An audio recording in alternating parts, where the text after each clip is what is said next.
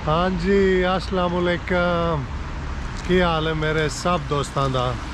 उम्मीद करना जनाब तुसी सारे बिल्कुल ठीक होवोगे और मैं भी अल्लाह के फजलो करम नाल बिल्कुल ठीक ठाक हाँ। और आज जनाब एक और नवा वीडियो लैके तुहाडी खिदमत च हाज़र होया। और आज का वीडियो जनाब कोई इस तरह इत्थे दियां रहाइशां दे बारे और इन्हां दे रहन सहन दे तरीके और रहाइशां तुसी वेख ही रहे हो किस तरह दियां ने, मुख्तलिफ ने। क्योंकि अगे मैं तुहानू जिस एरिए च विखाइयां सी उत्थे होर तरह ने, इत्थे होर तरह ने। वेखो, क्योंकि ये जेह्ड़े मैं पहले विखाए ने तुहानू, इस साइड ते ये विले ने, वेख सकते हो। और तुहानू मैं मज़ीद कोशिश करांगा अंदरों भी जाके ना कोई विखा सका। तो इत्थे जनाब रहाइशां दा यह हिसाब है, असी अंदाजे लाने हैं ना पाकिस्तान वाले कि वो जी 2 कमरे तो 3 कमरे, वो नहीं जी है। इत्थे बहुत ही डिफरेंट है हिसाब किताब। क्योंकि इत्थे कमरे जेह्ड़े होंदे ने अंदरों वो तकरीबन हुण तुहानू किस तरह दसा कि एक छोटा सिंगल बैड डाल लवो ना तो नाल तुहाडे मसा छोटी जी टेबल ही रख सकते हो। और जेह्ड़े ते विले ने ना, क्योंकि तुहानू विखाए ने मैं इस साइड ते भी ने, वो वेख रहे हो ਇਹ ਜਿਹੜੇ ਨੇ थोड़े जे ਵੱਡੇ ने अंदरों। और जेह्ड़े ने दूसरे इस साइड ते वो अंदरों कई मकान जेह्ड़े ने वो थोड़े जे बने ने, मसलन कमरे छोटे। और ख़ास कर मैं कंस्ट्रक्शन फील्ड च होंदा और मेरा अक्सर इन्हां चीज़ां नाल जेह्ड़ा वास्ता पिया रहिंदा। और मैं वेख्या कि जेह्ड़े लेटेस्ट बन रहे ने ना अजकल, वो बिल्कुल छोटे छोटे कमरे ने और मसा एक मंजी की जगह समझो जिकन अंदर इस तरह हिसाब। तो वो जनाब चलने तो शेयर करने सब तो पहला तो विखाने ना कमरे अंदरों, तो फिर अगे वीडियो की तरफ चलने। आ जाओ मेरे नाल। हाँ जी, लो हाँ जनाब असी आ गए हैं घर। और इतने जनाब वड़न तो पहला सब तो पहला बूट लाने ने, है नहीं कि इंजे ही अगर तुझे लगे जाना। ये स्वीडन के रूल्स ने और तकरीबन सारे घर से तुझे बूट लाने ने। तो फिर तुझे यह पा सकते हो आम, या अगर थोड़े जराबा ने तो तुझे उंज भी जा सकते हो। और इतने अंदरों साफ सुथरे ही होंगे ने, लकड़ लगी है ज़्यादातर, या दूसरा मसलन अंदर कलीना पियाँ ने। यह जनाब ड्राइंग रूम है, वेखो। और ये बहुत ही घट मिलता स्वीडन तुहानू वेखण नू, क्योंकि ज़्यादातर जिहड़ा है ना वो इत्थे फुल ही होंदी हर शै। आवाम क्योंकि ज़्यादा होंदी है, जेह्ड़े जिन्हां ने तो किराए पर दिते ने ना, तो उन्हां नू तो सहूलत है ना, ज़ाहिर किराया लैंदे ने। और यह जिन्ना बाहर का व्यू है। और मैं किसी का घर नहीं विखा रहा, मेरे अपने भाई ने उन्होंने विखा रहा। हाँ जी, क्योंकि कई दोस्त क्या आखणगे कि पता नहीं कि घर कैमरा मार छड़िया ये वो। और ये जनाब मैं अपने भाई के घर जा। और है जनाब तुसी साडा चैनल भी वेख सकते हो, लाइव लगाए अस पहला बैठे। और है जनाब बहन शहन वास्ते कोई मेहमान आ जाए तो हूँ चलने अगे जनाब कमरे की तरफ। और यह सामने बात है जड़ा। और यह दूसरा कमरा है, डबल बेड है इतने भी। और यह जनाब कपड़े शपड़े रखने वास्ते, समान रखने वास्ते स्टोर हमेशा हर घर का जोड़ा है वो तकरीबन होंदा है थले गराज विच। और यह जनाब दूसरा कमरा अगे। और यह मेन आ रहा है साइड तो ना, यह सामने। और इत्थे यह जनाब मेरे क्यूट नैफ्यू तो स्कूल गए तो वरना ਉਹਦੇ ਨਾਲ भी हेलो आई करानी। एक है जनाब। और नाल ही बिल्कुल अटैच किचन। यह रास्ता है बाहर नू जान दा, इधरों भी तुसी किचन नाल जा सकते हो और ਬਾਥਰੂਮ ਵੱਲ ਵੀ ਜਾ ਸਕਦੇ ਹੋ। ਔਰ ਬਹੁਤ ਹੀ ਉਹਨਾਂ ਨੇ ਤਕਰੀਬਨ ਰੈਸ਼ਾਂ ਬਹੁਤ ਪਿਆਰੀਆਂ ਜ਼ਬਰਦਸਤ ਬਣਾਈਆਂ ਨੇ, ਪਰ ਲੈਂਡ ਬਹੁਤ ਛੋਟੀਆਂ ਛੋਟੀਆਂ। ਔਰ ਇਹ ਤੇ ਤੁਹਾਨੂੰ ਮੇਰੇ ਖਿਆਲ ਵਿੱਚ ਵੇਖਣ ਨੂੰ ਕਾਫੀ ਵੱਡੇ ਕਮਰੇ ਲੱਗ ਰਹੇ ਨੇ ਨਾ, ਜਿਹੜੇ ਹੁਣ ਖਾਸ ਕਰ ਬਣ ਰਹੇ ਨੇ। ਉਹ ਮੈਂ ਵੇਖ ਰਿਹਾ ਕਿ ਕਾਫੀ ਸਾਰੇ ਜਿਹੜੇ ਨੇ ਨਾ ਉਹ ਛੋਟੇ ਨੇ, ਕਿਉਂਕਿ ਜ਼ਿਆਦਾਤਰ ਜਿਹੜੇ ਨੇ ਉਹ ਬਿਲਕੁਲ ਇਹ ਹੁਣ ਜਿਤਨਾ ਬੈੱਡ ਹੈ ਨਾ ਇਹ ਇਤਨੇ ਕਮਰੇ ਨੇ। ਕਿਉਂਕਿ ਮੈਂ ਖੁਦ ਕੰਮ ਕਰਨਾ ਕੰਸਟਰਕਸ਼ਨ ਦਾ, ਤੁਹਾਨੂੰ ਅੱਗੇ ਵੀ ਦੱਸਿਆ ਕਿ ਮੈਨੂੰ ਤਾਂ ਪਤਾ ਹੈ ਇਹਨਾਂ ਚੀਜ਼ਾਂ ਦਾ। ਔਰ ਇਹ ਜਿਹੜੀਆਂ ਰੈਸ਼ਾਂ ਥੋੜ੍ਹੀਆਂ ਜਿਹੀਆਂ ਪਹਿਲੇ ਦੀਆਂ ਬਣ ਗਈਆਂ ਨੇ, ਇਹ ਅੱਛੀਆਂ ਬਣ ਗਈਆਂ ਨੇ। ਹੁਣ ਕੋਈ ਬਹੁਤ ਛੋਟੀਆਂ ਕਰ ਰਹੇ ਨੇ। ਔਰ ਵਿਲੇ ਵਗੈਰਾ ਤੁਹਾਨੂੰ ਜਿਹੜੇ ਵਿਖਾਏ ਨੇ ਸਟਾਰਟਿੰਗ ਵਿੱਚ, ਉਹ ਬੜੇ ਵੱਡੇ ਹੁੰਦੇ ਨੇ, ਉਹਨਾਂ ਦੇ ਹਾਲ ਵੀ ਵੱਡੇ ਹੁੰਦੇ ਨੇ ਔਰ ਕਮਰੇ ਵੀ ਵੱਡੇ ਹੁੰਦੇ ਨੇ। ਤੇ ਇਹ ਜਨਾਬ ਕਿਚਨ, ਡਾਈਨਿੰਗ ਟੇਬਲ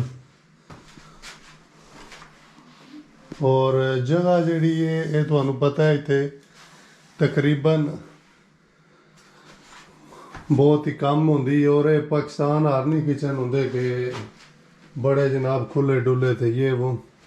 ਔਰ ਇਹ ਚਾਬੀਆਂ ਵਗੈਰਾ ਇਧਰੋਂ ਵੀ ਤੁਸੀਂ ਵੇਖਿਆ ਦਰਵਾਜ਼ਾ ਮੇਨ, ਇੱਥੋਂ ਆ ਸਕਦੇ ਹੋ ਡਾਇਰੈਕਟ। ਔਰ ਇਹ ਜਨਾਬ ਕਿਚਨ ਦਾ ਪੂਰਾ ਵਿਊ ਤੁਹਾਨੂੰ ਨਜ਼ਰ ਆ ਰਿਹਾ। ਔਰ ਕਿਚਨ ਦੇ ਵਿੱਚ ਇੱਥੇ ਸਿੰਪਲ ਹੀ ਇਲੈਕਟ੍ਰਿਕ ਹੁੰਦੇ ਨੇ ਜ਼ਿਆਦਾਤਰ।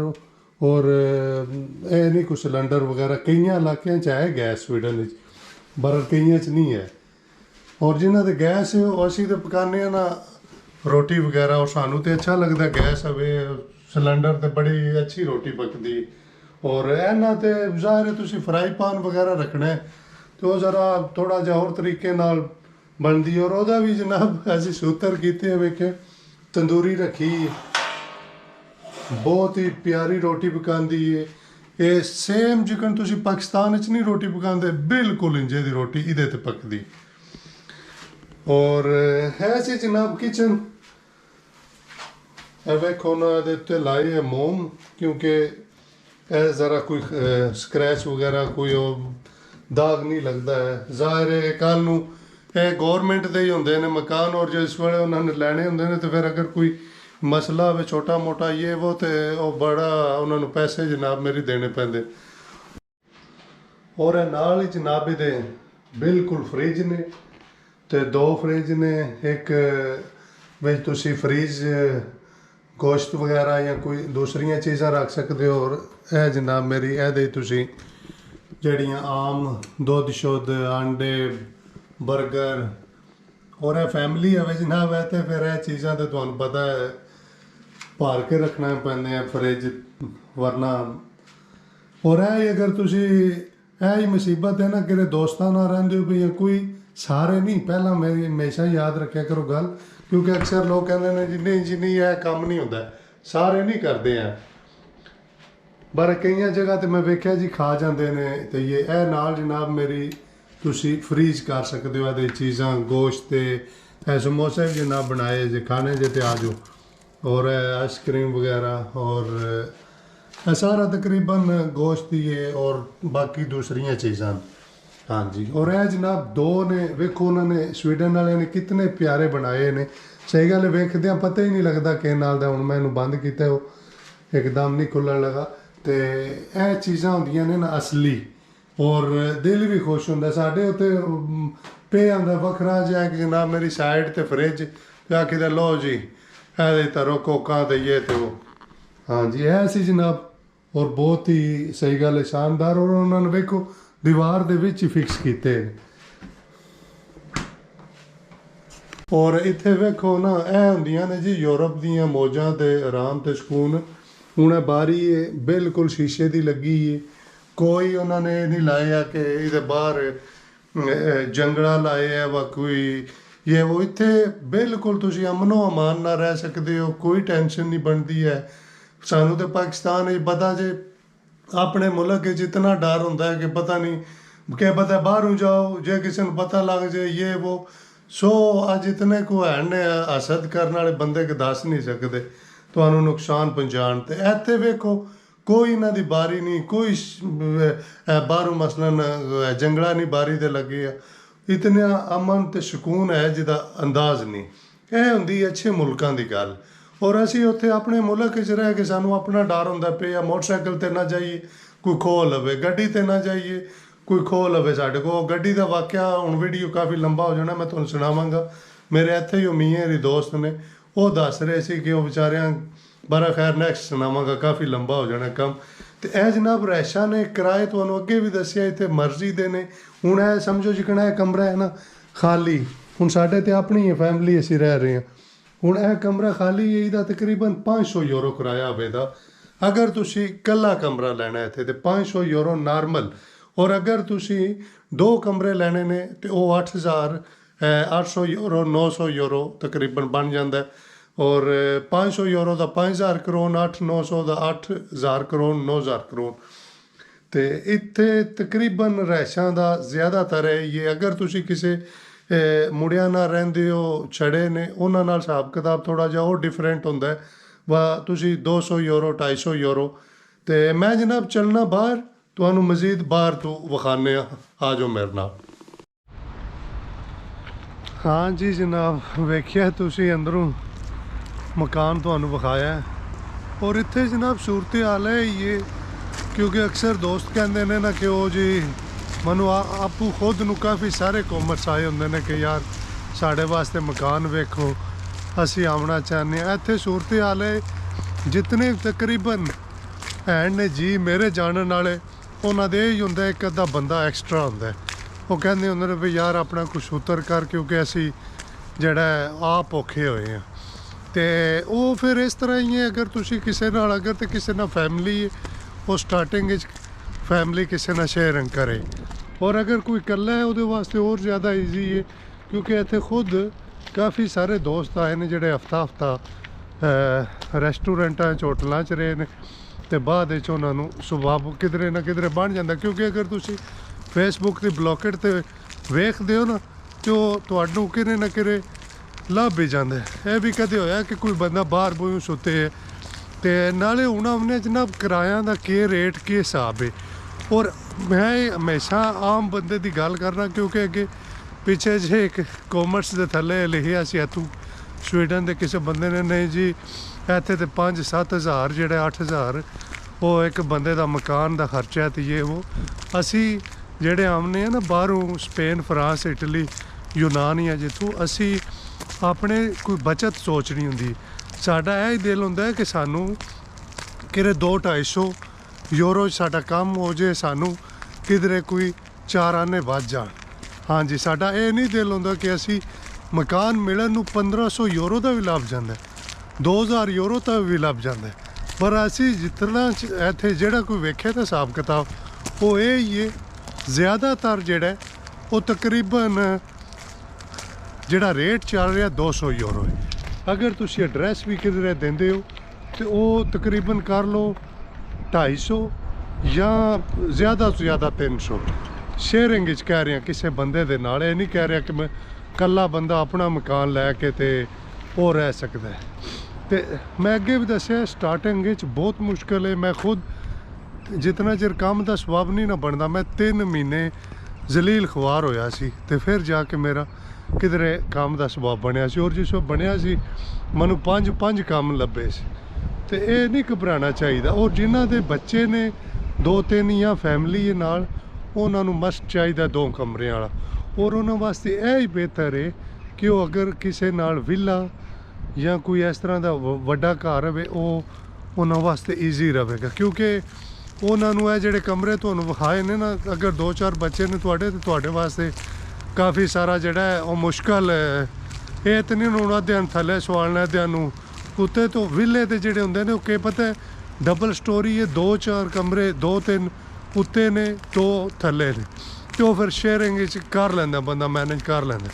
ਤੇ ਇਸ ਵਾਸਤੇ ਜਨਾਬ ਤੁਹਾਨੂੰ ਦੱਸ ਰਿਹਾ ਕਿ ਸਟਾਰਟਿੰਗ ਵਿੱਚ ਮਕਾਨ ਦੀ ਕਾਫੀ ਸਾਰੀ ਟੈਨਸ਼ਨ ਹੈ, ਕੰਮ ਦੀ, ਮਕਾਨ ਦੀ, ਡਰੈਸ ਦੀ। ਇਹ ਨਹੀਂ ਇੱਕ ਚੀਜ਼, ਕਾਫੀ ਸਾਰੀਆਂ ਚੀਜ਼ਾਂ ਆ ਜਾਂਦੀਆਂ ਨੇ। ਔਰ ਇਸ ਵੇਲੇ ਮੈਂ ਮਾਸਟਾ ਆਏ ਹਾਂ, ਕਿਉਂਕਿ ਉੱਥੇ ਮੈਂ ਤੁਹਾਨੂੰ ਅਜੇ ਕੋਈ ਵਿਖਾ ਰਿਹਾ, ਮੇਰੇ ਪਿੱਛੇ ਨਜ਼ਰ ਆ ਰਿਹਾ, ਇਹ ਮਾਸਟਾ 'ਚ। ਔਰ ਇੱਥੇ ਹਰ ਏਰੀਏ ਦੇ ਮਕਾਨ, ਹਰ ਇਲਾਕੇ ਦੇ ਇੱਕੋ ਜਿਹੇ ਨੇ। ਐਵੇਂ ਕੌਣ ਹੈ ਮੇਰੇ ਪਿੱਛੇ ਜਿਹੜੀ ਬਿਲਡਿੰਗ ਬਣੀ ਇੱਕੋ ਜੀ, और इस साइड ते भी तकरीबन बनी है वो इको जी।